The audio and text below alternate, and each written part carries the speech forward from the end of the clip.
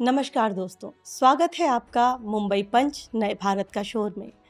तो जैसा कि हम सभी को पता है, राष्ट्रीय स्वयंसेवक संघ इस वर्ष अपना शताब्दी वर्ष मनाने वाला है। तो शताब्दी वर्ष होने के उपलक्ष्य में हमने बुलाया है हमारे स्टूडियो में एक ऐसे ही गेस्ट को, जिन्होंने संघ के ऊपर इतनी सारी किताबें लिखी हुई हैं, जिन्होंने पूरी थीसिस लिखी हुई है आरएसएस पर। तो ये हमें गाइड कर पाएंगे कि वास्तव में राष्ट्रीय स्वयंसेवक संघ है क्या और ये किस तरह से कार्य करता है।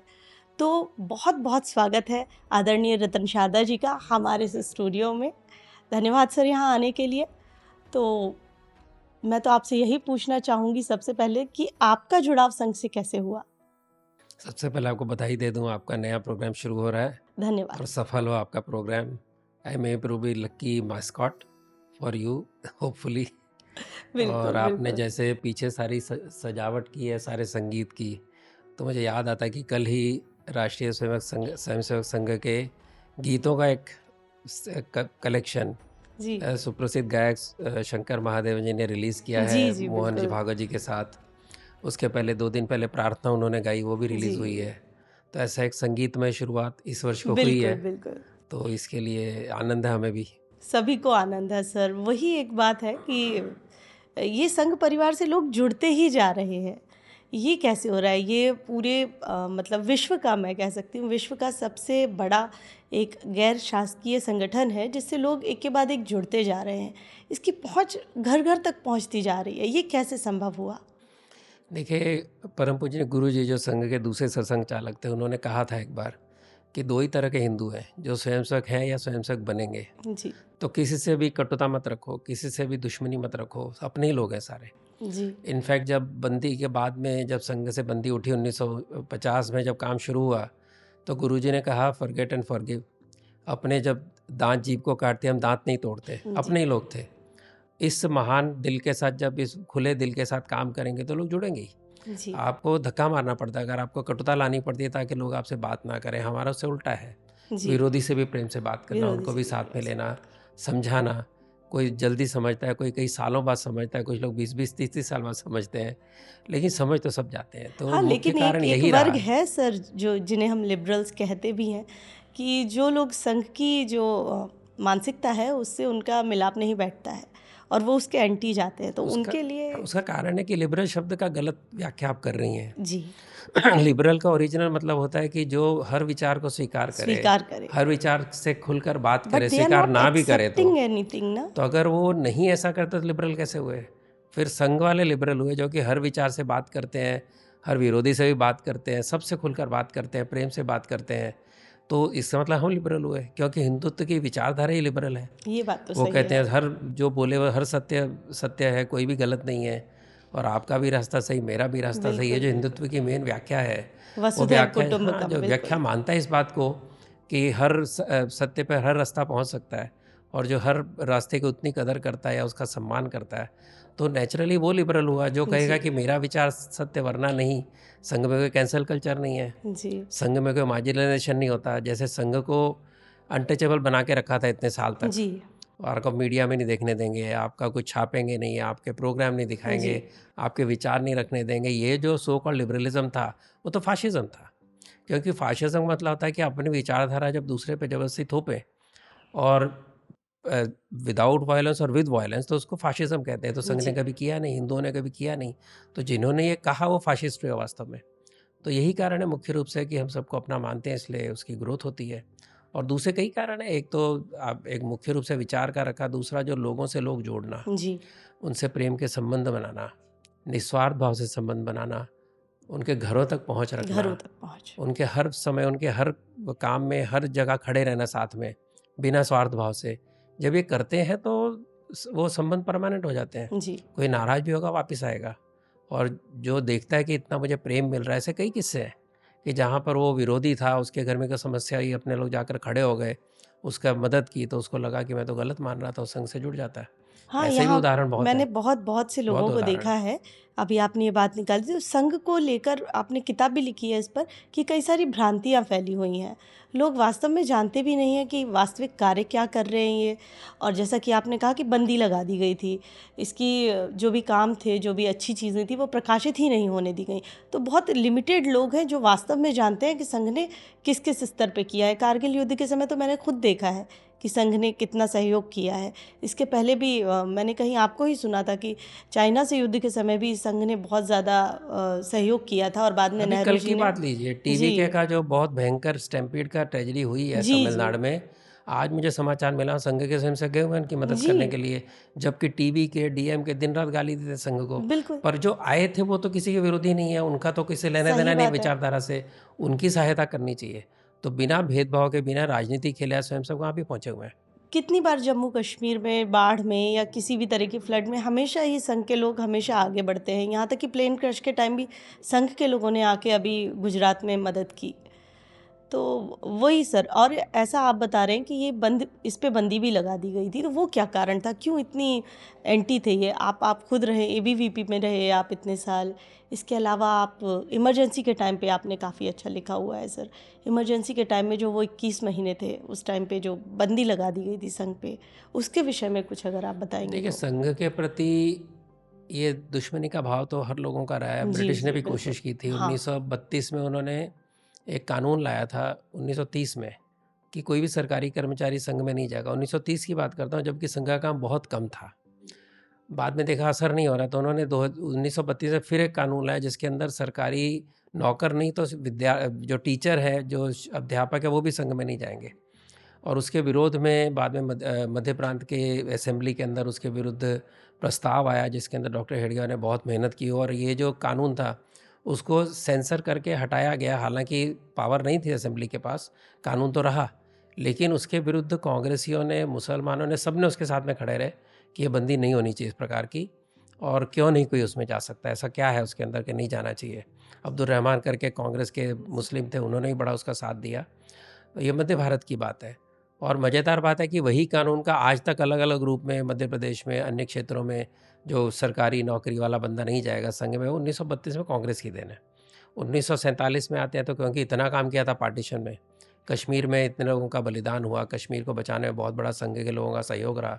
स्वयंसेवक जाते थे 70-80, वापस आते थे 8-10, 20 जाते थे, 4 वापस आते थे, क्योंकि सेना के साथ जाना है, बमबारी भी होनी है, उनके उसकी सुरक्षा कवच भी नहीं है, सामान उठा के लाना, वहाँ पर जो भी एयरफोर्स गिराती थी रास्ते बनाना, पुल पुल बनाने में मदद करना, सब उन्होंने किया। तो वहाँ कई लोग बलिदान हो गए। पार्टीशन के समय हिंदू सिखों को बचाने के लिए, उनके लिए मोहल्ले मोहल्ले में उनके लिए देखभाल करने के लिए, सुरक्षा में खड़े रहे, उनको आगे पहुंचाना, उनका रिहेबिलिटेशन करना, इस दौरान बड़े स्वयंसेवकों की बलि चढ़ी।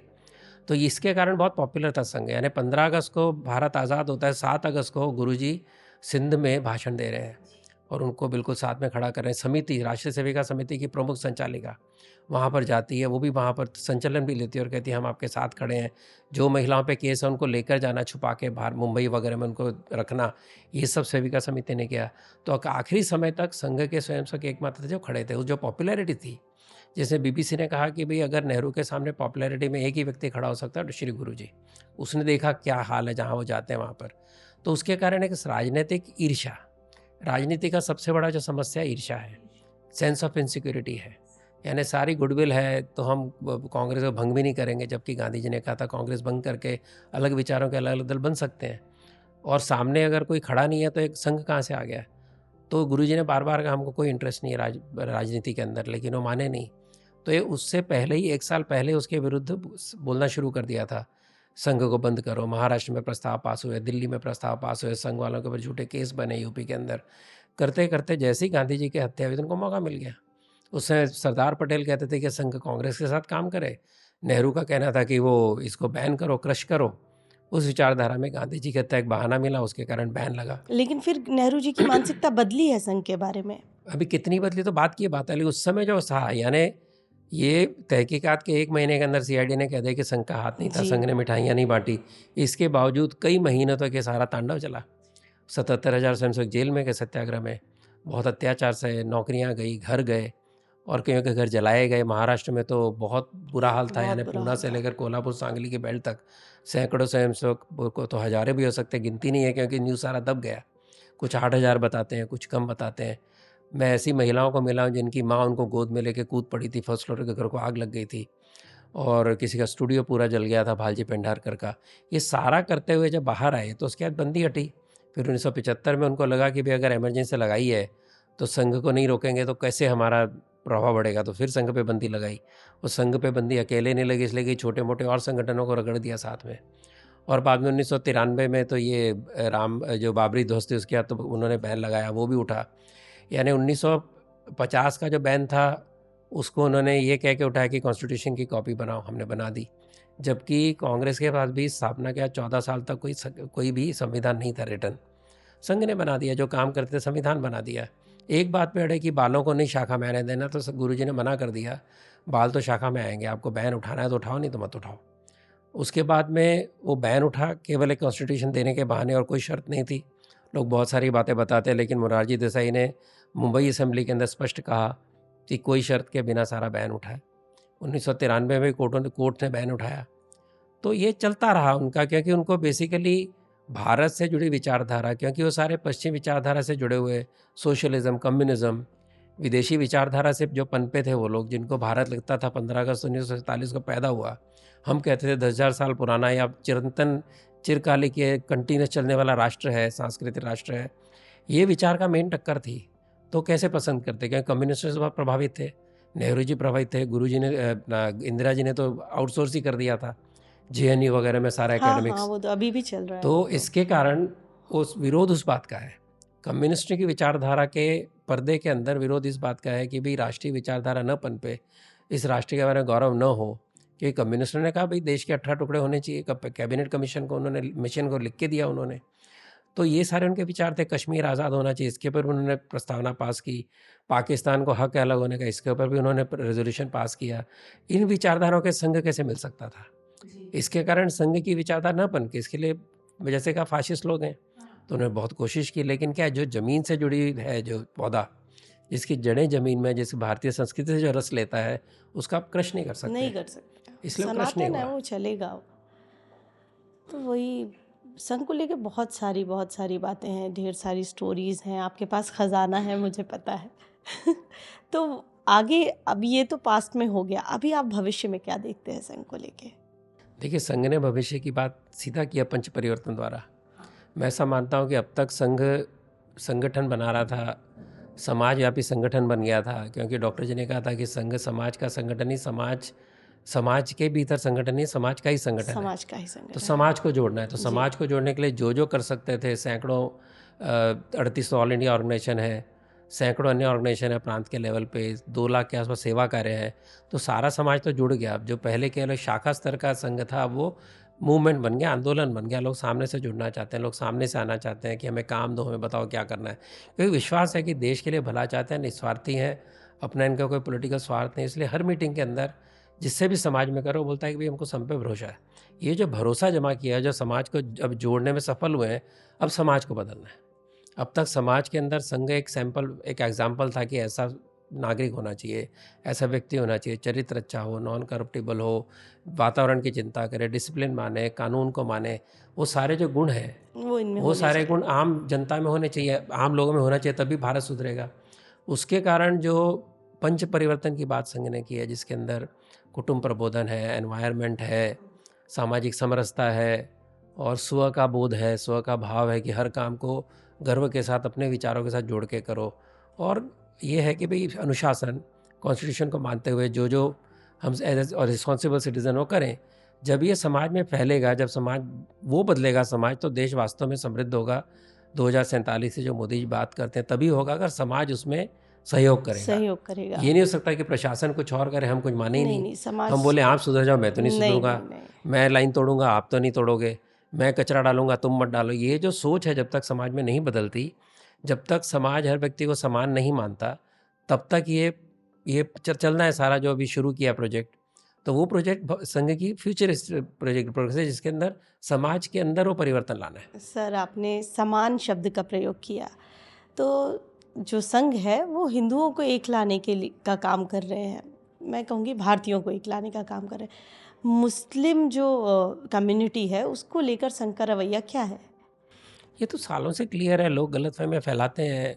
पार्टीशन की बात छोड़िए, पार्टीशन के समय वातावरण अलग था। जी, पार्टीशन के समय सर बहुत सहा था सबने, संघ के समय संघ ने बहुत कुछ बहुत सहा था बहुत सहा है, और उनको इनाम तो मिला नहीं, सजा ही किसी मिली। को भी नहीं। पर वो छोड़ भी दें तो उस समय का एक वातावरण था, उसके अंदर एक मुस्लिम के प्रति एक गुस्सा समाज के अंदर था, मुस्लिम के बारे में एक शक समाज के अंदर था। वैसी बातें उस समय संघ में भी थी।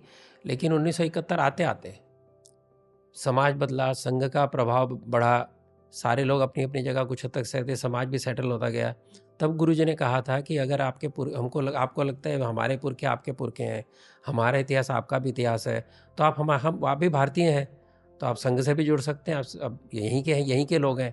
ये 1971 में गुरुजी ने कहा था, लेकिन उसको कोई कोट नहीं करता।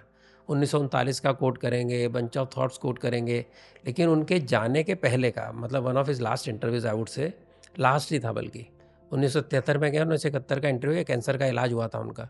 उससे उन्होंने स्पष्ट कहा कि हमारे आपके पुरखे एक है, हमारी आपकी संस्कृति एक है, आपका पंथ बदला है, पूजा पद्धति बदली, आप भारत के हो, ऐसा मानते हो तो आप हमारे साथ हो। वही बात आगे बाला साहेब देवरस ने कही कि आप संघ की शाखा में इनवाइटेड है, अगर आप जो संघ कहता है मानते हैं तो आप संघ की शाखा में भी आ सकते हैं।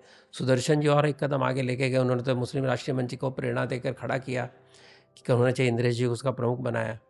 और वो ये कह कि सारे मुस्लिम ऐसे होते हैं क्या? तो इंद्रेश जी ने बताया ऐसा नहीं है, कश्मीर में भी ऐसा नहीं है। तो इसके बाद उन्होंने कहा फिर उनसे मिलना जुलना बढ़ाओ। तो इंद्रेश जी ने उस प्रेरणा से मुस्लिम राष्ट्रीय मंच शुरू किया। सुदर्शन जी ने बिशप्स के साथ, मौलवियों के साथ में खूब लंबी चर्चाएं की, खुद कुरान पढ़ा, खुद बाइबल पढ़ा, उसके ऊपर चर्चा करते थे और बहुत जानकार थे। तो वो डायलॉग तो शुरू हो गया था, बाड़ा साहब उसका जेल में शुरू हो गया था इमरजेंसी के दौरान। वो परिवर्तन की कोशिश होती रही, लेकिन लगातार बहकाते रहे, जो डराते रहे मुसलमानों को। इसके कारण समस्या है कि वो एक मन में छवि बन गई है। और क्योंकि 1990 तक भारत में संघ में प्रचार विभाग भी नहीं था और संघ किसी बात का उत्तर नहीं देता था, वो जो 1950 से 1990 तक के 40 साल का जो एक समय था जिसके अंदर संघ चुपचाप काम करता था और ये लोग ऊपर लांछन लगाते थे। और मज़ेदार बात है कि जो लांछन 1947 में लगाते थे आज भी ये लगा रहे हैं, नया कुछ सोच नहीं पा रहे लोग। कुछ नया सोचना चाहिए ना, नहीं सोच पा रहे। तो इसके कारण जो जब जवाब मिलने लगा, धीरे धीरे लोगों को पता चलने लगा, और ख़ासकर इंटरनेट के बाद संघ के न चाहते हुए भी संघ के बहुत चहेते बन गए। यानी मैं मानता हूँ कि सैफरन टेरर की कथा 7-8 की संघ के लिए बड़ी खतरनाक थी। अगर ये तुकाराम ओंबाले जी नहीं पकड़ते टेररिस्ट को, हाँ, तो वो भी संघ का था। कई सैफरन टेरर के नकली उदाहरण खड़े किए जो सब गिर गए। उस समय संघ की परीक्षा की घड़ी में लोगों ने सोचा संघ में से क्या बुराई है। उस समय संघ के वेबसाइट, जो कि बहुत बढ़िया भी नहीं, उसके ऊपर इतना ट्रैफिक बढ़ा, संघ की हिंदुत्व की जानकारी के लिए इतना ट्रैफिक बढ़ा इंटरनेट पे, वो जानकारी लोगों ने जब जमा ये की। भगवा आतंकवाद को हाँ, तो लेकर उसके जो चल बाद रहा में था। संघ के साथ तरुण डायरेक्टली जुड़ने लगे। हाँ, और फिर बाद 2014 के बाद तो खैर बदला ही, लेकिन 2014 आने के लिए जो संघ ने काम किया, उसके अंदर ये सारे लोग जुड़ते गए कि वे तो सही है, इसमें गलत क्या है, हिंदू होने में क्या गलत है, हिंदुत्व में क्या गलत है, और हाँ, अभी क्यों तो हिंदुओं के काफ़ी पीछे क्यों काफ़ी पड़े लोग हैं। मुखर हो गए कम्युनल बोलने के वायलेंस बिल लिए, आया था बिल्कुल। 2009 के अंदर, शायद जी, 2009 की बात है, जिसमें कहा गया कि majority community responsible for any rights. तो अगर मैं घर पे नहीं भी था, किसी ने मेरा नाम ले लिया, तो मुझे सिद्ध करना पड़ेगा कि मैं घर पे था कि नहीं था, मेरे पास कुछ था कि नहीं था। ऐसा खतरनाक कानून, ये communal violence bill Sonia Gandhi की लीडरशिप में आया था, जो सौभाग्य से बहुत शोर मचा तो रुक गया। इतना विरोध था हिंदुओं का। ये जब हिंदुओं ने देखा तो धीरे धीरे आंखें खुली, संघ के प्रति और निष्ठा बढ़ी और संघ के अंदर लोग जुड़ते चले गए। सर, तो बच्चे को कैसे पता लगता है कि मुझे संघ से जुड़ना चाहिए? मतलब एक छोटे बच्चे को तो स्वयं तो कुछ ज्ञान नहीं है, तो पारिवारिक माहौल या पेरेंट्स का फोर्स, या फिर आपने देखा है कि ऐसे बच्चे स्वयं जाके जुड़ रहे हैं संघ से? नहीं, देखिए, बच्चे को तो कोई ना कोई दोस्त लेकर जाता है, जी, कोई ना कोई परिवार का लेकर जाता है, कहीं वो देखता है और लोग जा रहे हैं मैं भी जाऊँ, तो क्यूरियोसिटी से एक पेरेंट्स भेजते हैं। और बड़ी उम्र का होता है, खेलने निकलता, देखता बड़े अच्छे खेल चल रहे हैं तो मैं भी हाँ, शामिल हो जाऊँ। खेल में खेल होता का है, आकर्षण बिल्कुल। बच्चों को होता है, तब बालों को होता है। तो ये बहुत छोटे बच्चे तो कम आते हैं, माँ बाप जब लेकर आते हैं 6-7 साल का, लेकिन ये है कि 8-10 साल का बच्चा जब देखते हैं आसपास खेल चल रहे हैं, बड़े मज़े से लोग गीत गा रहे हैं, मस्ती जी। कर रहे हैं, कहानियाँ सुन रहे हैं, तो वो भी आके खेलने लग हाँ, जाता है। मैंने सर देखा संघ के कई सारे अलग-अलग क्षेत्रों में काम कर रहा है, जैसे कि समाज सेवा तो मेन है ही, राष्ट्र को एक करना, समाज सेवा, उसके अलावा संगीत के क्षेत्र में होने दीजिए, चाहे ये संस्कार भारती है जो विद्या भारती, इस तरह के जो बहुत सारे वनवासी क्षेत्रों में तक जाके ये काम कर रहे हैं। तो कहता है जब बड़ा होता है वो, जैसे अभी और ज़रा बड़ा होता है तो जी। क्यूरियोसिटी होती है, फिर दोस्तों से पूछता है क्या ऐसा आरएसएस क्या कर रहा है, वो समझ के जुड़ता है। और बड़े होते हैं, कॉलेज में जाते हैं, नौकरी करते हैं, तो वो समझ के पढ़ के फिर जुड़ते हैं। जो हमारे जैसे बचपन से जुड़ गए, चाचा जी ले गए और हम जाने लग गए, तो उनको एक इवोल्यूशन सारा उनके विचारों का, चरित्र का। आपका जुड़ना कैसे हुआ? आप वो चाचा जी बताइए। हमारे थे जगदीश शास्त्री जी, बहुत डिवोटेड, बहुत ही डिवोटेड। और अमृतसर के स्वयंसेवक बने वो। और फिर वो कीनिया गए, टीचर बने। वहाँ पर सबसे पहले संघ की जो बाहर शाखा लगी वो कीनिया में लगी, उन्होंने लगाई। वो हर 5 साल में भारत आते थे क्योंकि उनको पास मिलता था आने का, टीचर थे वो। लेकिन वो घूमने नहीं जाते थे, कहीं विश्व में जा सकते थे, उनको प्रेम था बहुत संघ से, तो और भारत माता से, तो भारत माता के दर्शन के लिए जाना हर 5 साल में आते थे। तो हमारे जो पिताजी थे उनके बड़े भाई थे, तो वो घर में आते थे, मिलते थे, फिर शाखा ढूंढते थे, हमको ले जाते थे। हम चारों भाई वो शाखा में एक उंगली पकड़ के ले गए थे, तो हमको तो वो लेके गए। ऐसे कोई ना कोई रिश्तेदार, कोई ना कोई दोस्त सबको लेकर जाता है। जब बड़े होते हैं तो खेल देख कर जाते हैं। तो संघ की शाखाएँ अलग-अलग देशों में भी हैं कि संघ सिर्फ की नहीं इंडिया है, में? वहाँ के लोकल लोगों की है, लेकिन संघ से प्रेरित स्वयं से जो जहाँ गया उसने वहाँ शुरू किया। तो जैसे कीनिया में शुरू किया, उसका नाम भारतीय स्वयंसेवक संघ रखा वहाँ के लोगों ने। फिर जब बड़े हो गए, उन्होंने कहा अब तो यहाँ के नागरिक हैं, भारतीय कैसे हुए, नेक्स्ट जनरेशन आई, तो कई सालों बाद उसका नाम हिंदू स्वयंसेवक संघ कर दिया।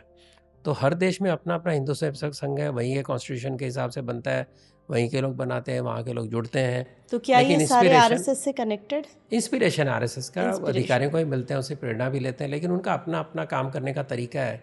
अब मैं इतिहास लिख रहा हूँ हिंदू स्वयंसेवक संघ का, तो म्यांमार का एक अलग कुछ इतिहास है, कीनिया का अलग इतिहास है, यूएसए का अलग इतिहास है। उनके काम करने के तरीके में कुछ ना कुछ डिफरेंस आ जाता है, वहाँ के समाज के अनुसार कुछ ना कुछ करते हैं। तो वो सब उनका अपना है। प्रेरणा जो है हिंदुत्व की है, प्रेरणा वो जो लेकर गए यहाँ से वो है। अब तो ऐसा कि सेकंड थर्ड जनरेशन के भी लोग हिंदू स्वयंसेवक संघ में, बच्चे भी हैं। जी। मैं कईयों को मिला हूँ जिन्होंने भारत देखा भी नहीं है, लेकिन उनकी निशानी हिंदू धर्म है, उनका जो प्रेम है हिंदू धर्म है, धर्म। और उसको प्रिजर्व करना, उसको नर्चर करना, ये उनको अच्छा लगता है, उनकी आइडेंटिटी है। तो वहाँ पर उस हिसाब से काम चलता है। संघ की भूमिका और राष्ट्रवाद के बीच जो संबंध है सर, उसके विषय में आप क्या कहेंगे? नेशनलिज्म की जो नेशन स्टेट की जो कल्पना है वो नेशन से अलग है। नेशन स्टेट 250-300 साल पुरानी कल्पना है वेस्ट में जो आई, जो कि पोप से, चर्च से अपने को अलग करने के लिए उन्होंने नेशन स्टेट बनाया। उससे पहले हमला करके कब्जा करना और जो राजाओं को बनाएगा, तो नेशन स्टेट की कल्पना थी जिसमें राजा सर्वे सर्वा था, उसका धर्म सब पे लागू होता था। अगर रोमन किंग अगर क्रिश्चियन बन गया तो सारे क्रिश्चियन हो गए। इस प्रकार का सेंट्रल टू अ पर्सन, यानी आदमी गया तो नेशन स्टेट भी टूट गया। कितने उदाहरणों को पश्चिम में मिलेंगे। हमारे यहाँ नेशन की कल्पना गवर्निंग से अलग है। राष्ट्र में कई राजा हो सकते हैं, उसके अंदर उनका अपना अपना राज्य है, वो शासन व्यवस्था है। लेकिन राष्ट्र जो है ये उस पर्टिकुलर भाग, उस ज़मीन की संस्कृति और वहाँ के लोगों के मिलके बनी जो आइडेंटिटी है वो राष्ट्र है। इसके लिए हम कहते हैं कि सारा जो भारत का उपमहाद्वीप आज जो कहलाता है, वो सारा भारत एक था, क्योंकि उसकी डेफिनेशन सबकी एक थी। चाहे पुराण हो, चाहे चाणक्य हो, चाहे वो कालिदास हो, कि उत्तर में समुद्र है, नीचे हिंद महासागर है, और ये कसे हुए धनुष जैसा ये इनका रूप है, और उसको उसके अंदर भारत माता देखना, मातृभूमि को देवी के रूप में, माता के रूप में मानना, ये केवल भारत का कंसेप्ट और कहीं नहीं है। तो ये राष्ट्रत्व का जो भाव है वो वेद काल से है। वेद कालों के अंदर, वेद काल के समय भी श्लोक हैं समिति के, राज्य के, गणराज्य के। उसके बाद में उसके आगे आप आते हैं तो रामायण में उसकी और अधिक व्याख्या होती है, महाभारत में उससे अधिक व्याख्या होती है, और ऐसे over period of time crystallise होता जाता है। लेकिन ये मुख्य रूप से संस्कृति और यहाँ के भूगोल से जुड़ी एक परिकल्पना है। जैसे का राज्य अलग है, राष्ट्र अलग है। तो और मज़ेदार बात है कि राष्ट्र की कल्पना, हिंदू राष्ट्र की कल्पना हम इसलिए नहीं कहते कि हिंदू धर्म का शासन हो, राज्य व्यवस्था अलग होगी, लेकिन भारत की जो आत्मा हिंदू है। भारत एक क्यों है? आप कॉन्स्टिट्यूशन से बोलते हैं एक है, लेकिन नहीं, कॉन्स्टिट्यूशन के जो भाव क्या है कि आपने अब किसी भी तरीके से पर देखे, सर उसमें सेक्युलर शब्द का भी प्रयोग आ अगर रहा आप है ना जोड़ते सर? हैं कि दक्षिण का व्यक्ति नॉर्थ से क्यों जुड़ता है, गुजरात का व्यक्ति आसाम से क्यों जुड़ता है, महाभारत के अंदर राजा सारे भारत भर में हैं, सभी और लड़ाई में उतरते हैं। आप देखिए कि रुक्मिणी ये अरुणाचल की थी, ऐसा मानते हैं और गुजरात से जुड़ते हैं। कृष्ण के साथ उसकी शादी हुई। रामेश्वरम का जल काशी विश्वनाथ में चढ़ता है, काशी गंगा का जल रामेश्वरम में चढ़ता है। ये सारा जो शंकराचार्य 4 धाम बनाते हैं और 51 वो शक्तिपीठ बनते हैं, 12 ज्योतिर्लिंग बनते हैं, सारे के सारे क्या हैं? आप जो यात्रा करते हैं आपको पता चलता है कि सारी भारत भूमि है, सारी भारत माता ये एक ही ये है, सब एक है। हम एक ही हैं। तो ये जो भाव है संस्कृति का या धर्म का, ये भाव हमको राष्ट्र बनाता है। केवल मुझे एक भूभाग मिला, मैंने कॉन्स्टिट्यूशन पास किया, अगर ऐसा होता तो बाकी राष्ट्र टूटते क्यों? कॉन्स्टिट्यूशन सबने बनाया, रशिया यूएसएसआर ने बनाया, चेकोस्लोवाकिया ने बनाए, टुकड़े टुकड़े हो गए। पाकिस्तान ने बनाया, टुकड़े होने की तैयारी है। बांग्लादेश में बना। केवल कॉन्स्टिट्यूशन नहीं, अगर आप उस बात को मानते हैं, आपकी आत्मा है उसमें, और तब कॉन्स्टिट्यूशन ऐसा बनता है जो आपके भाव को जगाता है, तब उससे राष्ट्र एक बनता है। और ये राष्ट्र एक था कॉन्स्टिट्यूशन बनने के पहले भी, कॉन्स्टिट्यूशन बनने के बाद भी। तो ये जब आपकी संस्कृति की आत्मा एक है तो फिर आप कितने भी डाइवर्सिफाइड बातें करें, आपको पता चलता है कि त्यौहार विजयादशमी है ना, महाराष्ट्र में भी है, दक्षिण में भी है, उत्तर में भी है, आसाम में भी अलग अलग नाम से है। नवरात्रि है, ये दशहरा है, ये गुड़ी पड़वा है, अलग अलग नाम से सब जगह मनाया जाता है। वो अलग अलग त्यौहार नहीं है, मनाने का तरीका अलग है, क्योंकि यूनिटी को एक्सप्रेस करने का हर अलग अलग लोगों का अलग अलग तरीका है। दक्षिण में अलग रिवाज है, उत्तर में अलग रिवाज है, लेकिन अल्टीमेटली है तो वही। तो ये भाव जब जागता है तो एकता उससे आती है। पर सर, आप ये जो बात कर रहे हैं, ये एक धर्म विशेष से संबंधित सारे आपने बातें बता दी नहीं, हैं। मैं बिना धर्म के बता सकता हूँ आपको, हाँ, जिसका नहीं, संस्कृति मैं पर आपको मैं बताता आपको हूँ। वही पूछना चाह रही हूँ कि जो इसमें जब हम कॉन्स्टिट्यूशन की बात करते हैं तो उसमें सेक्युलर कर दिया गया मैं है। आपको उदाहरण देता हूँ, अपने हाँ, धर्म से जोड़ता वही हूँ। मैं उसे स्टेज के ऊपर क्लियर करना चाहती जो भी आर्ट स्टेज के बजाते हैं, स्टेज को माथा टेकते हैं, हूँ जी। वो मुस्लिम हो, क्रिश्चियन हो, कोई हिंदू भी हो, हाँ, उसमें धर्म तो नहीं है, पंथ नहीं तो नहीं है है, धर्म है। भारत का धर्म ये अपने पंथ से अलग है। जी। मैं जिस धर्म की बात करता हूँ, sense of duty, sense of belonging, sense of your duty to each other, your गुण। हर व्यक्ति का अपना धर्म है, पिता का, माँ का, बच्चे का, मुनि का, आचार्य के धर्म है, वो उसके अपने अपने ड्यूटीज़ हैं, मॉरल एथिक्स, ये सारा धर्म के अंदर आता है। पूजा पद्धति नहीं आती। मैंने पूजा पद्धति की बात की, आपने कहा ये कैसे बात की? हमारे तो त्यौहार भी हैं, वो इसी से जुड़े हुए हैं। आफ्टर ऑल ये जो अपना मकर संक्रमण का त्यौहार है, ये तो सूर्य से जुड़ा हुआ है, तो इसलिए सारे भारत में है। ये सारी एक बात हो गई, जिसे मैंने स्टेज का एग्जाम्पल दिया। जितने भी महान गायक हो गए, क्लासिकल सिंगर हो गए, इंस्ट्रूमेंटलिस्ट हो गए, सारे शिव महादेव के गीत गाते हैं, उसके साथ में आराधना करते हैं गणपति की, क्योंकि वो हम मानते हैं कि संगीत ये भगवान तक पहुंचने का, ईश्वर तक पहुंचने का मार्ग है। हम उसको गलत नहीं मानते। इसलिए जो हम जब स्टेज छूते हैं, मानते हैं कि ये भी भगवान का रूप है, यहाँ जो मैं करूँगा मुझे मोक्ष की ओर लेकर जाएगा। इसके कारण हिंदू, मुस्लिम, क्रिश्चियन उसमें नहीं है। आप दुकान पे बैठते हैं, तराजू की पूजा करते हैं, हर पंथ वाला करता है, उसमें कोई धर्म, उसके अंदर कोई पंथ नहीं आता, धर्म आता है। क्योंकि मैं जो काम कर रहा हूँ, वो मेरा धर्म है कि मैं ग्राहक को सही न्याय दूँ। जब आप सब्जी तोलता है, जब सब्जी वाला ऊपर से कुछ डाल के देता है आपको, कहीं भी भारत में, और केवल भारत में होता है और कहीं नहीं होता, वो एक्स्ट्रा डाल के देता है, रूंगा बोलते हैं, झुंगा बोलते हैं। ये भारत के बाहर कहीं नहीं है, उसमें कोई पंथ नहीं है, सभी लोग करते हैं। खेल हैं अपने, खो खो है, कबड्डी है, आट्या पाटा है, सारे भारत में है, सबके सेम रूल है। क्यों है? उसमें पंथ नहीं है। ऐसे में कितने उदाहरण आपको दे सकता हूँ। इसके कारण केवल पंथ तो अपनी जो पूजा पद्धति अपनी जगह है, संस्कृति एक ऐसी विकसित हुई है इस देश की, जिसके अंदर इस प्रकार का सोच, मैंने पानी के पैसे नहीं लेने, प्याऊ लगाऊंगा मैं, शुरू से चल रहा है वो।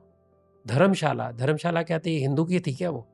धर्मशाला मतलब हिंदुओं की शाला थी क्या? नहीं, वो धर्म के लिए बनी हुई स्थान जहाँ लोग रुकेंगे, क्योंकि जो भी यात्री है उसका मैंने आतिथ्य करना चाहिए, उसके लिए कुछ स्थान बनाना चाहिए, इसके लिए धर्मशाला। ये जो सारे अपने जो अपने, हमको लगता है कि चैरिटी बाहर से नहीं, चैरिटी हमारे थी पहले से। अब तो ये बल्कि अब उस कॉमर्शियल हो गई, अब हाँ, उसके तो ये पैसे सारी लगते चीज़ें हैं। जो करते थे वो धर्म का भाग है, जी। इसलिए वो धर्मशाला। आपका गुरुकुल चलता था, गांव के लोग चलाते थे, सब उसमें आते थे, हर जाति हर वर्ग के लोग आते थे। पर क्योंकि वो धर्म का काम है, शिक्षित करना, लोगों को आगे बढ़ाना, इसके लिए वो धर्म का काम माना गया, इसलिए सब उसमें सहयोग करते हैं। मंदिर के अंदर हर तरह के प्रयोग होते थे, आर्ट, क्राफ्ट, कॉमर्स सब चलता था, तो वो थोड़ी कोई एक पर्टिकुलर पंथ का हो गया, वो सबके लिए था। इसलिए सारा समाज का वर्ग उसमें जुड़ा था। मुस्लिम बन गए, वो भी उसमें जुड़े थे। हर मंदिर के बाहर जो आप कलाकारी देखते हैं, फूल फार चढ़ाने वाले देखते हैं, कितने उसमें मुसलमान होते हैं, क्योंकि उससे जुड़े हुए उनकी रोजी रोटी उससे जुड़ी हुई है, उनके मन में श्रद्धा का भाव भी है।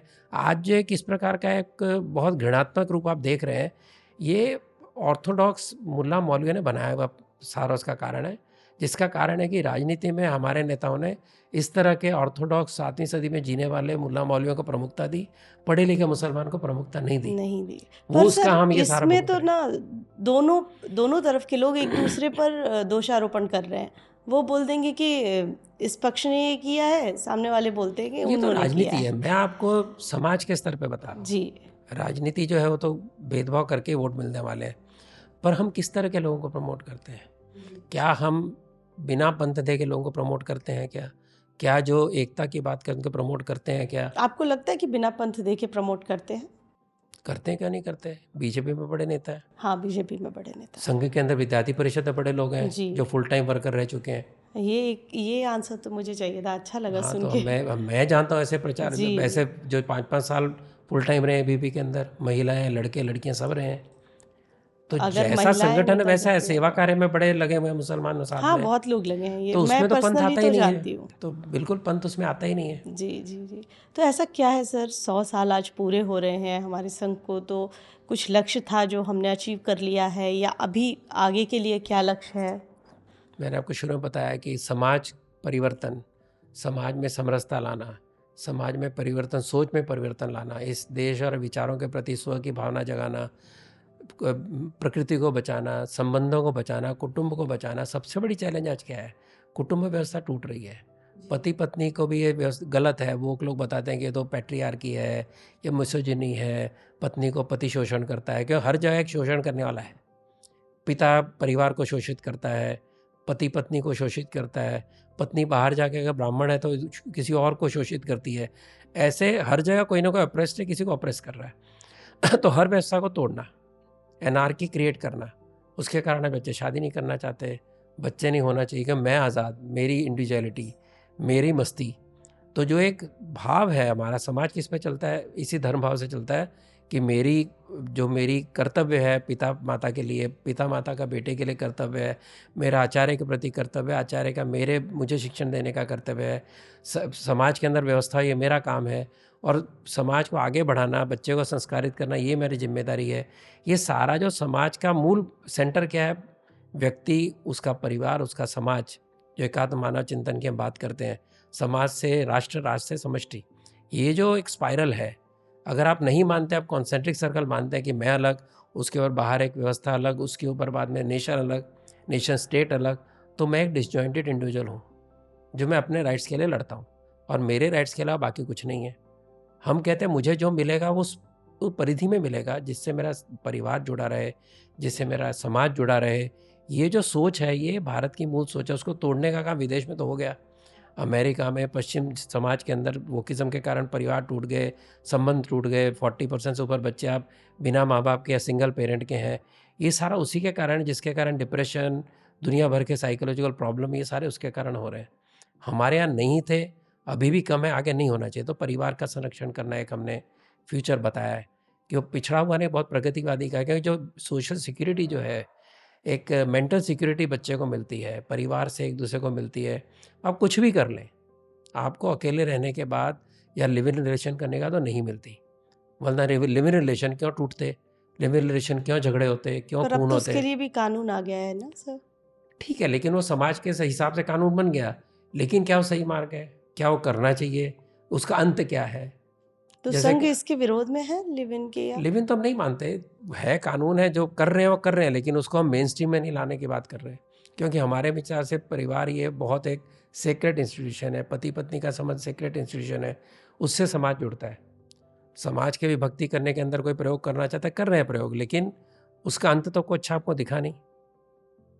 अगर आज जो बात हो रही है कि अगर राष्ट्र के अंदर बच्चे ही नहीं है तो राष्ट्र का डेसिमेशन कैसे होगा? जापान की आप देखिए व्यवस्था, इतना सांस्कृतिक रूप से समृद्ध ऐसा देश है, लेकिन ऐसे विचार हुए कि भाई रहने की व्यवस्था किसी कारण से, पता नहीं, बहुत ट्रेडिशनल लोग हैं, आज उनकी आबादी घट रही है, देश कैसे आगे बढ़ेगा? सारे यूरोप के अंदर आबादी घट रही है, फिर आपको लेबर चाहिए, बाहर से लाते हो, समाज आपका अस्वस्थ होता है, उसके अंदर डिस्टर्बेंस आते हैं, और ओवरऑल फाइनली अगर आपकी पॉपुलेशन एक सस्टेन करने से नीचे जाती है तो फिर समाज भी नहीं बचेगा, राष्ट्र नहीं बचेगा, परिवार नहीं बचेगा। आज जापान के अंदर ओल्ड लोगों के ध्यान रखने के लिए बड़ी हाई डिमांड है नर्सेज की, मेल फीमेल नर्सेज की, जो उनका ध्यान रखे। कोई नहीं है परिवार के अंदर। कोविड के अंदर वेस्ट में क्या ज़्यादा लोग मरे, क्योंकि ओल्ड एज होम में रहते थे, संभालने वाले तरुण थे। जैसे कोविड फैला भाग गए, वो लोग ढेरों के ढेरों मर गए। वो हमारे यहाँ वो परिवार को संभालने वाला, बुजुर्ग को संभालने वाला हमारा परिवार था। इसके कारण परिवार बचे, इसके कारण बुजुर्ग बचा, ये हमें नहीं भूलना चाहिए। तो आने वाले समय में संघ का मुख्य उद्देश्य परिवारों को एक रखना ही मैंने कहा एक होगा। तो परिवार को कुटुंब प्रबोधन, जी हम नहीं कहते कि संयुक्त परिवार बन सकते, आज नहीं बन जी सकते शहरों में, लेकिन ऐसे प्रेम संबंधों इतने मिलने जुल के रहें कि बच्चे बड़े सबको एक जो एक सामाजिक सुरक्षता की भावना आती है, पारिवारिक वार्मथ की भावना आती है, जिसके कारण उसका मेंटल हेल्थ भी रहती है, वो रहनी चाहिए। हम प्रकृति की बात करते हैं, हमने हमेशा क्या प्रकृति की पूजा करते हैं। हम क्यों करते हैं? इसलिए तो नहीं, वो हमको पता नहीं कि प्रकृति जो है वो मानव नहीं है, लेकिन प्रकृति के बिना हम नहीं है। जो सारे एक इंटीग्रल ह्यूमन वैल्यूज़ हैं उसके अंदर प्रकृति, हम, समाज सारा जुड़ा हुआ है। प्रकृति है तो हम हैं। प्रकृति को हम एक्सप्लॉइट नहीं करते, प्रकृति पे विजय नहीं पाते, हम प्रकृति के साथ चल के उसका दोहन करते हैं। और जैसे इंग्लिश में शब्द है कि we conquered nature, we conquered Everest. कौन कॉन्कर कर सकता है? एवरेस्ट हल्के सी आँख मारता है, झटका देता है, हज़ारों लोग मर जाते हैं। अब देखिए हिमालय में क्या हो रहा है। हमने यही सोचा ना कि हम हिमालय को पार पा लेंगे, नहीं होता। प्रकृति की बहुत बड़ी ताकत है, भगवान का रूप हम मानते हैं, इसलिए मानते हैं। इसलिए नहीं मानते कि मुझे उसमें कुछ निकालना है, इसलिए कि उसके साथ रहना है। ये भाव जब होगा तो क्लाइमेट बचेगी। आज भी हमारा कंजम्पशन सबसे कम है, क्योंकि बचा के रखना, रिसाइकल करना हमारे खून में। हम आदत बदल रहे हैं वेस्ट के हिसाब से, जो लिया डिस्पोजेबल। इसलिए कह रहे हैं संघ के कि भाई प्लास्टिक डिस्पोजेबल कम से कम यूज़ करो। तो हमारे यहाँ तो पहले ही वो लीव्स बन के चलता था सारा चीज़। चलता था, आप छोड़िए, आप दुकान से लाते थे बंडल हाँ बांध के, उसके धागे को फिर लपेट के घर में रखते थे। बताइए। याद होगा आपको? आपका शर्ट पहले वो छोटा पहनेगा, फिर उस छोटा पहनेगा, फिर उसका पोछा बनेगा। ये सारे जो रिसाइकलिंग, जोक्स हैं, ये वास्तविकता है। ये वास्तविक थे। इसके कारण जो प्रकृति ने दिया उसके अंदर रहना, ये जब तक नहीं करेगा, कंजम्पशन कम करना, ये भाव जब तक नहीं विश्व में जागे, आप कुछ भी कर लीजिए, विश्व का जो नेचर का, जो क्लाइमेट का फ्यूरी है कम नहीं होगी। इसके लिए आपको अपना कंजम्पशन कम करना पड़ेगा। लिमिटेड अर्थ है, लिमिटेड प्रकृति है, उसको आप कितना एक्सप्लॉइट करोगे? तो उसके लिए अमेरिका तो की समृद्धि जनसंख्या को चाहिए, भी कम करना पड़ेगा। अमेरिका की समृद्धि चाहिए तो आपको 7 गुना पृथ्वी चाहिए उस लेवल की। पर अमेरिका बोलता मुझे क्लाइमेट से लेने देने नहीं है, क्योंकि कहाँ से वो बाहर से जंगल से पेपर मंगाता है, बाहर से टॉयलेट पेपर मंगाता है, सब कुछ बाहर से मंगाता है, अपना संभाल के रखे हैं जंगल। तो कोई ना कोई तो एक्सप्लॉइट हो रहा है। पृथ्वी ऐसे तो नहीं उसके सारे आवरण निकल रहे हैं। तो ये जब समझ में आएगा, अंग्रेज कहता है think of the devil and your here. हम कहते हैं अरे आप अभी याद किया था, आपकी तो उम्र बहुत बड़ी है। ये संस्कृति की जब बात कर रहे थे ना, ये संस्कृति में ये भी बात आती है। तो ये सारी सोच जो है ना, ये सोच भारत में रहेगी तो भारत समृद्ध बनेगा, भारत खुश होगा, भारत जो हम कहते हैं परम वैभव में जाएगा, ऐसे जाएगा वो, पश्चिम की नकल करके नहीं जाएगा। तो क्या लगता है सर आपको, भारत अपने परम वैभव तक कब तक पहुंच पाएगा? अभी और कितने साल की जर्नी बाकी है? देखिए, मोदी जी ने 2047 का लक्ष्य दिया है। उसके पहले तो कोई लक्ष्य भी दे नहीं रहा था।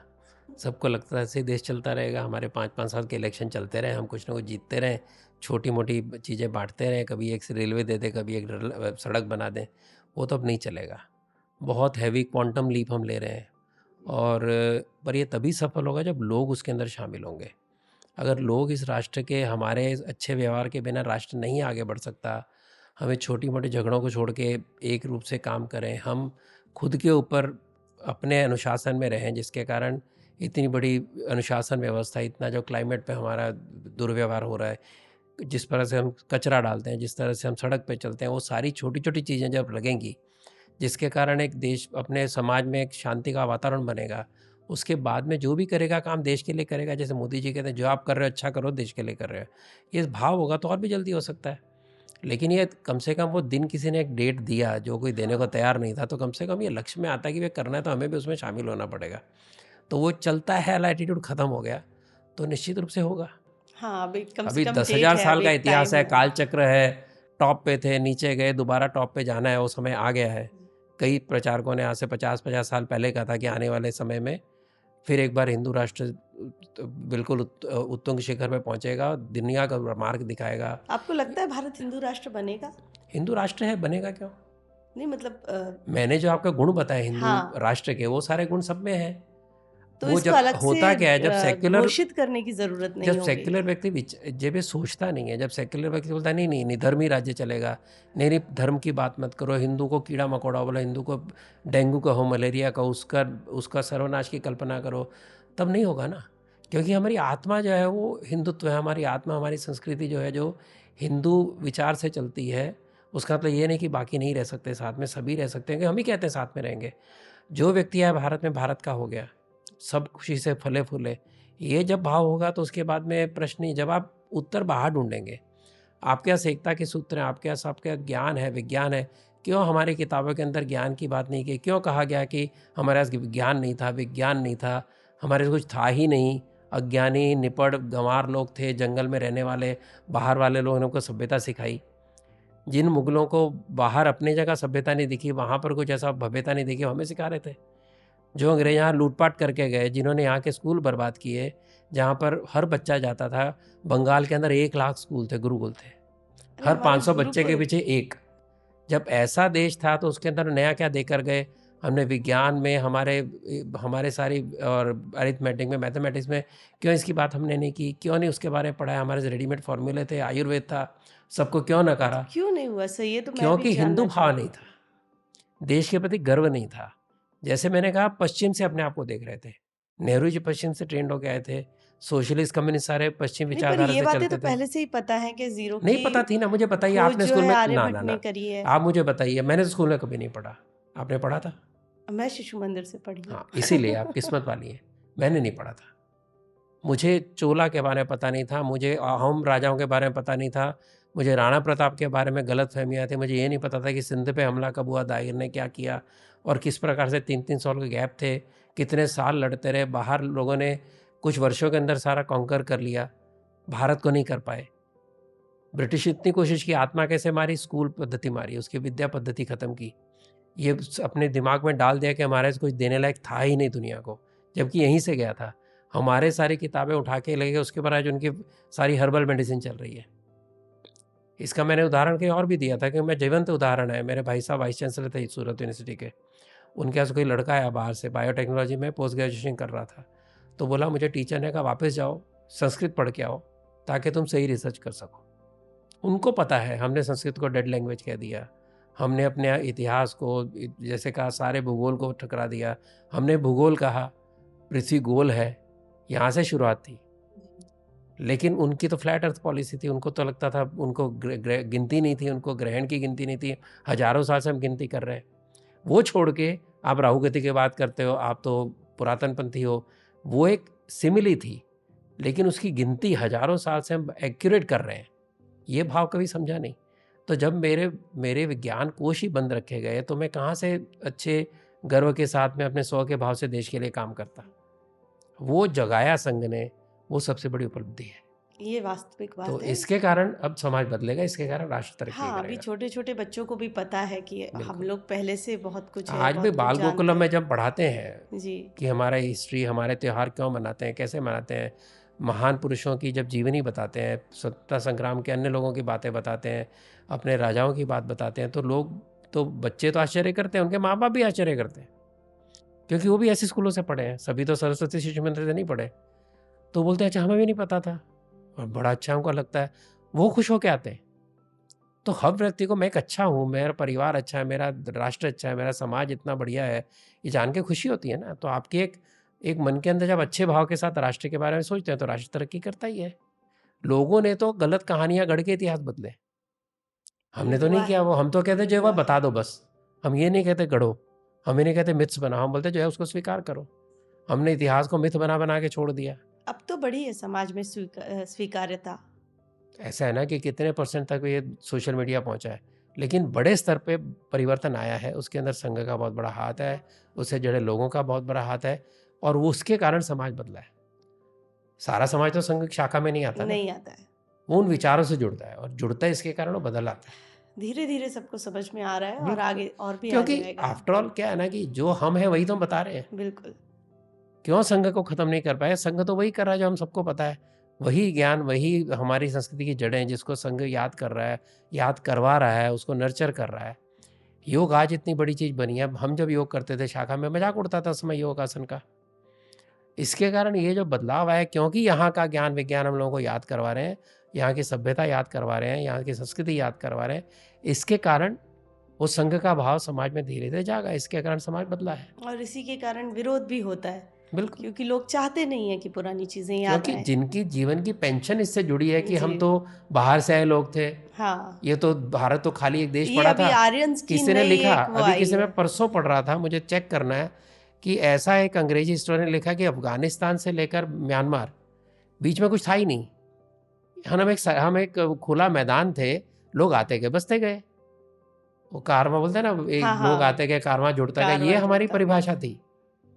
और हम क्योंकि एक बहुत एक महान समृद्ध सभ्यता थे जिसके अंदर हर गुण था, इसलिए लोग अट्रैक्ट होके आते थे। ट्रेडिंग तो कब से चल रही थी? बीसी यानी क्राइस्ट के पहले से चल रही है। रोम के साथ, वेस्ट अरबी देशों के साथ में वो व्यापार कैसे चला? जहाज कैसे बने? जहाज जो सारी दुनिया में मशहूर हुए कैसे बने? तलवारें कैसे बनी हमारे मटेरियल से? जिंक को करना फर्नेस में, ये किसी को पता नहीं था। आज से कितने सैकड़ों साल पहले तक वो बाहर कितने साल भारत में विद्या थी, फिर वो बाहर गई, क्योंकि जिंक तुरंत जम जाता है मेल्टिंग होने के बाद में। तो ये सारी बातें जो हैं, ये जब हमको ये जिनको स्वीकार नहीं करते, क्योंकि उनके तो पेंशन में आर्यन रिलीजन थ्योरी पे जिनकी रोटी पानी चल रही है, वो कैसे स्वीकार करेंगे? जिनकी राजनीति आर्यन द्रविड़ डिवीजन पे चल रही है, कैसे स्वीकार करेंगे? आपको कार्तिक आपको मंजूर है, सबसे बड़ा भगवान है तमिल का, लेकिन उसके जो पिता हैं शिव, वो स्वीकार नहीं है। इससे बड़ी रैशनल बात क्या हो सकती है? इसीलिए उनको ये सारा स्वीकार नहीं, इसके उनको चिंता है कि हमारी पॉलिटिक्स डूब जाएगी। इसीलिए आरएसएस की जरूरत है हाँ, कि ये सबको इतिहासकार को एक ये है कर कि मेरे सके। इतिहास की सारी मेरी जो पेंशन लगी है बंद हो जाएगी। हाँ, तो रीराइटिंग नहीं हो रही है, इतिहास जो है उसको दोबारा बताने की कोशिश हो रही है। रीराइट तो उन्होंने किया, पहले अंग्रेज़ों ने किया, उसके बाद में हमारे लेफ्टिस्ट लोगों ने किया। हम तो कहते जो थी दोबारा बता दो हमको बस। अच्छा सर, अभी आपने इतनी किताबें लिखी हैं, तो मुझे ये भी पूछना है आपसे कि उन सारी किताबों में सबसे फेवरेट कौन सी है, और उसमें से कोई एक ऐसी चीज़ जो आप हमें बता पाएं जो आपको अच्छा लगा लिखकर भी, और जो देखिए, आप। नेचुरली मैंने लिखी, मतलब मुझे इच्छा थी इसीलिए लिखी। मैंने हर हाँ, विषय पे लिखी, अपनी इच्छा से लिखी। मैं कह सकता हूँ कि सबसे एकेडमिक रूप से जो सबसे समृद्ध किताब है वो कॉन्फ्लिक्ट रेजोल्यूशन द आरएसएस पे, जो मेरी पीएचडी की थीसिस है, थीसिस थी। जिसके अंदर मुझे प्रोफेसर ईशन पाठक ने मुझे इंस्पायर किया, और उसके अंदर मुझे बहुत होमवर्क करना पड़ा। संघ के प्रस्ताव या संघ की पॉलिसी मेकिंग में सबसे इंपॉर्टेंट एलिमेंट है, किसी को पता ही नहीं है। इसके कारण from academic point of view मुझे कॉन्फ्लिक्ट रेजोल्यूशन बहुत पसंद है। लेकिन जनरल एक्सेप्टेंस के लिए कि संघों को समझना है एक आम भाषा की भाषा, एक आम आदमी की भाषा में, जहाँ से मेरी शुरुआत हुई, कि लोग संघों को क्यों गलत समझते हैं, लोग संघों को जानते क्यों नहीं हैं, अच्छे काम क्यों कोई बताता नहीं है। तो लोगों को संघ बताना, ये सोच के मैं हिंदी भाषा होते इंग्लिश में मैंने पहले किताब लिखी RSS 360। तो आज वो प्राइमरी बुक बन गया संघ की। मैं से कई लोग मिलते हैं, तुम्हारी किताब पढ़ी मैं संघ का स्वयंसेवक बन गया। एक लड़की बोली मैंने किताब पढ़ी मैं स्वयंसेविका बन गई, मुझे बोलो कहाँ जाना। ये जो मुझे सबसे एक संतुष्टि होती है कि मैंने जो समझाने की कोशिश की वो लोग समझ रहे हैं, और लोग मतलब एक तरह से प्राइमर बन गई है। अभी आज मेरा ख्याल है 10 साल हो गए इस किताब को। अभी पिछले हफ्ते उसका तीसरा edition, I am not saying reprint, revised edition अभी पिछले हफ्ते रिलीज़ हुआ है, उसका भी प्रिंट आना है। कई भाषाओं में अनुवाद हुआ है। संघ और स्वराज ये किताब है जिसके अंदर संघ की फ्रीडम स्ट्रगल में रोल, ये थोड़े पेजों में बताने की कोशिश की। कोई भी पढ़ ले, कोई भी रेफ़र कर ले, 100 पेज की किताब है। उसकी संतुष्टि है कि वो पढ़ के लोग आज टीवी के अंदर भी मेरी किताब पढ़ के लोग उसको अपना अपना उत्तर देते हैं संघ के लिए, जो संघों को नहीं जानते।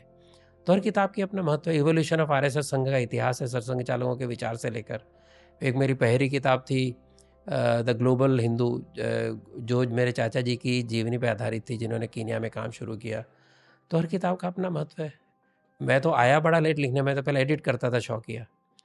हालांकि मेरे स्कूल के अंदर हर लैंग्वेज के अंदर टॉप मार्क्स होते थे, एकेडमिकली टॉप था, लेकिन मैंने लिखने के बारे में सोचा नहीं था। एडिट किया, फिर एक जिसकी एडिट किताबें 2 की मैंने, उसने कहा सर आप लिखो आप लिखो। तब मेरे मन में आया कि भाई संघ के बारे में क्या सीक्रेट है, क्यों सीक्रेट से ऑर्गेनाइजेशन लोग संघ को बोलते हैं।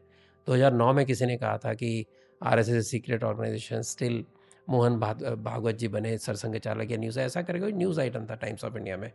तब मेरे मन में जागा कि इसके बारे में तो कुछ तो देना पड़ेगा। तो पहले आर्टिकल लिखा, वो आर्टिकल बेस बना मेरी किताब का।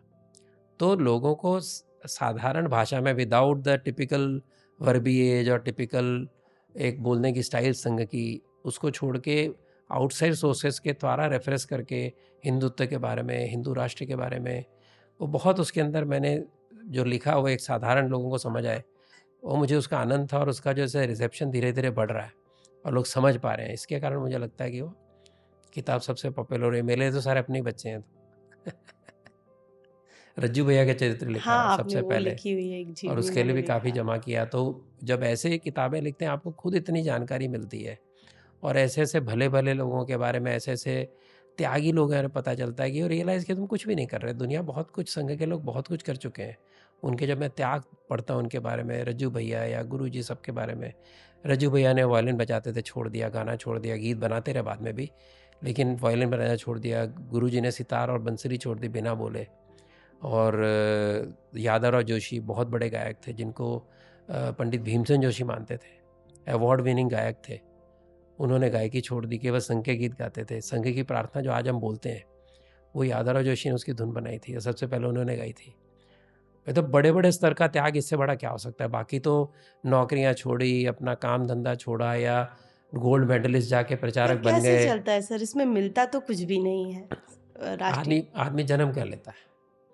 पहला प्रश्न है, आदमी जी क्यों आया इस जब विश्व में क्यों आया, इसका उत्तर ढूंढता है। तो ध्यान में आता है केवल अपना पेट भरने, परिवार बनाने नहीं आया हूँ। तो संघ में आने के बाद केवल अपने बारे में नहीं सोचना, फिर सबके बारे में सोचना एक है। घंटा जब आने लगता है कि अपने बारे में नहीं सोचना, सबके बारे में सोचना, उस विचार से धीरे धीरे लगता है कि समाज के लिए कुछ करना चाहिए। सब अपने ही हैं, अपने लिए किया तो केवल क्या किया। ये जो भाव है, इसके कारण फिर वो आगे 1 घंटा, 2 घंटे, 4 घंटे, 10 घंटे देने लगता है, फिर जीवन दे देता है। तो ये जो जो पुल है त्याग की, अपने आत्मा में है, अपने सोच में है, उसको जागृत करने का काम संघ की शाखा करती है। आज आपसे बात करके बहुत अच्छा लगा। बहुत सारी मन की जो ग्रंथियाँ थी वो खुल गई हैं और बहुत सारी नई नई बातें भी पता चली हैं संघ के बारे में। तो चलिए आज के लिए विदा लेते हैं आप सभी से। फिर मिलेंगे मुंबई पंच नए भारत का शोर में। धन्यवाद सर। नमस्कार जी, धन्यवाद। फिर शुभेच्छाएं बहुत आपको। बहुत बहुत धन्यवाद।